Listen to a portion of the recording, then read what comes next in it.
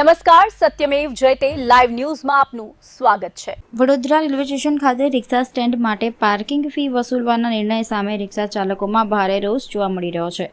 રિક્ષા ચાલકોએ દેખાવો કરી રેલવે તંત્રના નિર્ણયનો વિરોધ નોંધાવ્યો હતો। રેલવે સ્ટેશનના રિક્ષા સ્ટેન્ડમાં રિક્ષા પાર્ક કરવા માટે હવે કલાક દીઠ ₹10ની ફી ચૂકવવાની વ્યવસ્થા અમલમાં મૂકવામાં આવી છે।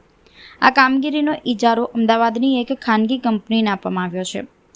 રિક્ષા ચાલકોનું કહેવું છે કે પહેલેથી જ આવક ઓછી છે, ત્યારે પાર્કિંગ ફીનો વધારાનો બોજ તેમના માટે આર્થિક મુશ્કેલી ઊભી કરી શકે છે।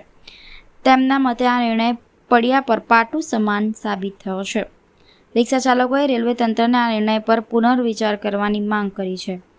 જો માંગણી નહીં સ્વીકારવામાં આવે તો આગામી દિવસોમાં વધુ ઉગ્ર આંદોલનની પણ ચીમકી ઉચ્ચારી છે। આંદોલન કરવાની એટલે જરૂર પડી છે કે આ વસ્તુ જે ખરી 50 વર્ષ જૂની અહીંયા રિક્ષા સ્ટેન્ડ અને ટેક્સી સ્ટેન્ડ છે, જેને પ્રાઇવેટ કરી દેવામાં આવ્યું છે। તેને લીધે અમે આ વિરોધ કરી રહ્યા છે।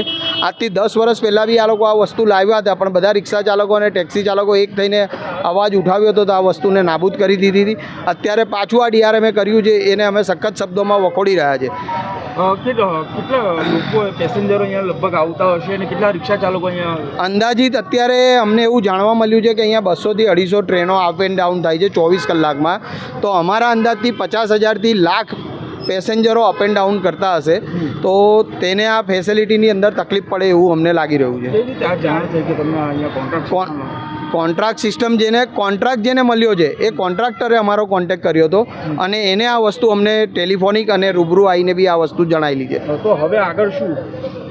આને જો અમને અમારી માંગ પૂરી કરવામાં નહીં આવે તો અમે 100% આ લોકોને હાઈકોર્ટમાં લઈ જવાની પૂરેપૂરી તૈયારી છે।